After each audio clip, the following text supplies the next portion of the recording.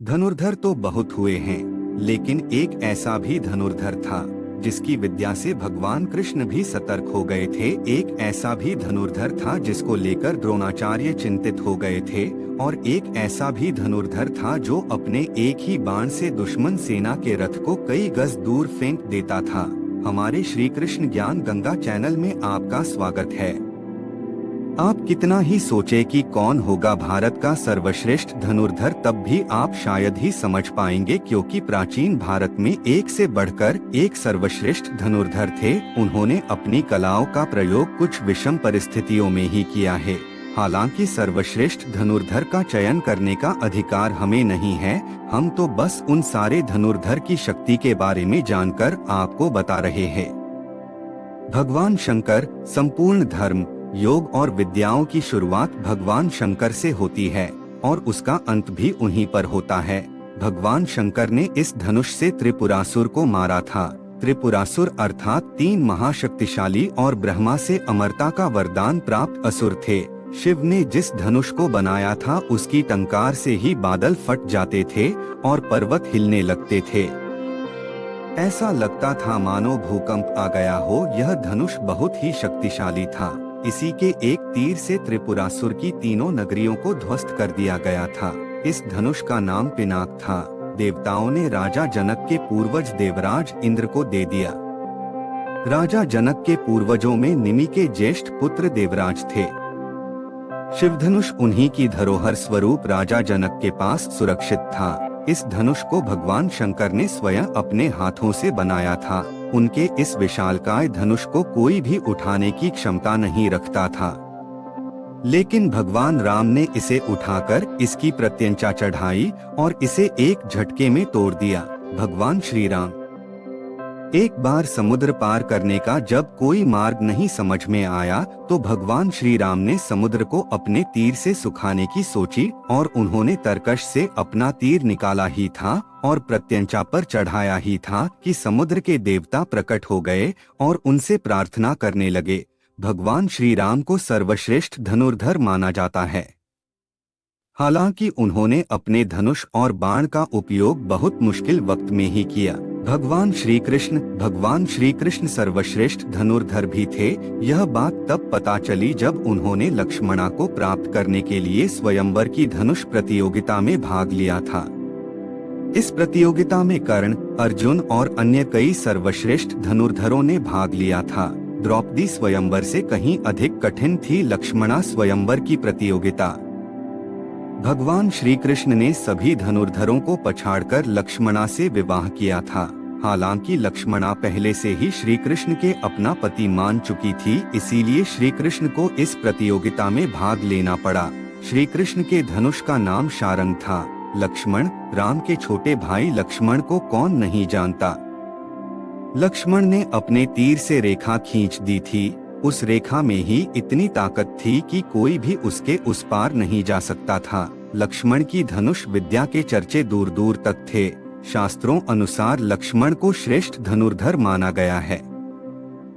लक्ष्मण ने राम रावण युद्ध के दौरान मेघनाद को हराया था, जिसने युद्ध में इंद्र को परास्त कर दिया था। इसीलिए मेघनाद को इंद्रजीत भी कहा जाता है।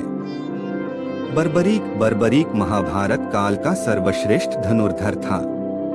युद्ध के मैदान में भीम पौत्र बर्बरीक एक पीपल के वृक्ष के नीचे खड़े हो गए और यह घोषणा कर डाली कि मैं उस पक्ष की तरफ से लड़ूंगा जो युद्ध में हार रहा होगा।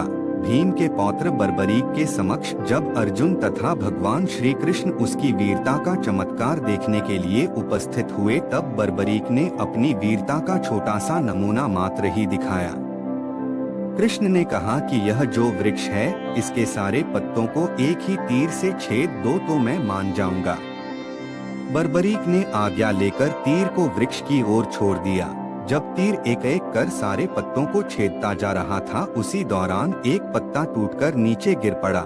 कृष्ण ने उस पत्ते पर यह सोचकर पैर रखकर उसे छुपा लिया कि यह छेद होने से बच जाएगा, लेकिन सभी पत्तों को छेदता हुआ वह तीर कृष्ण के पैरों के पास आकर रुक गया। तब बर्बरीक ने कहा, प्रभु आपके पैर के नीचे एक पत्ता दबा है, कृपया पैर हटा लीजिए, क्योंकि मैंने तीर को सिर्फ पत्तों को छेदने की आज्ञा दे रखी है, आपके पैर को छेदने की नहीं।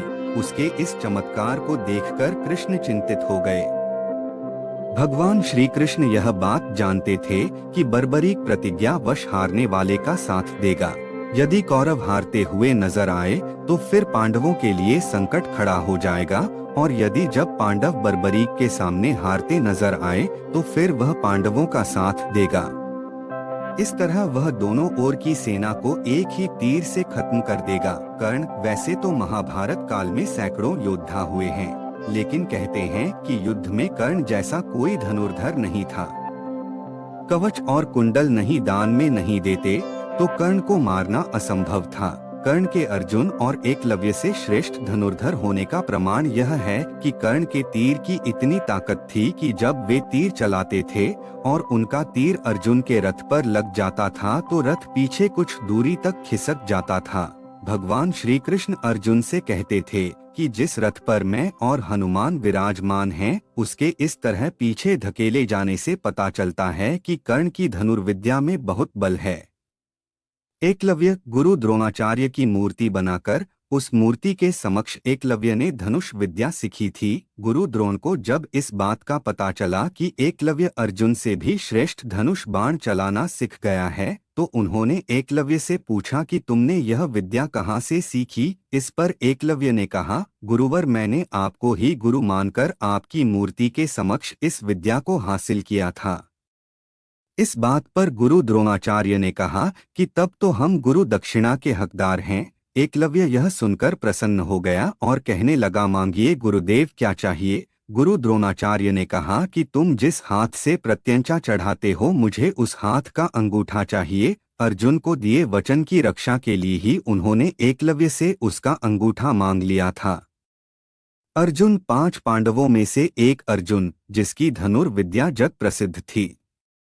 गुरु द्रोणाचार्य के श्रेष्ठ शिष्यों में से एक थे अर्जुन। गुरु द्रोणाचार्य ने अर्जुन को धनुष सिखाते वक्त वचन दिया था कि तुमसे श्रेष्ठ इस संसार में कोई धनुर्धर नहीं होगा। अर्जुन के धनुष की टंकार से पूरा युद्ध क्षेत्र गूंज उठता था।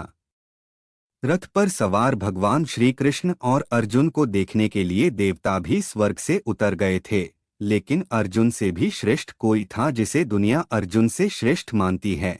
आपको हमारे द्वारा दी गई जानकारी कैसी लगी, हमें कमेंट के माध्यम से जरूर बताएं। वीडियो को अंत तक देखने के लिए आपका बहुत बहुत धन्यवाद।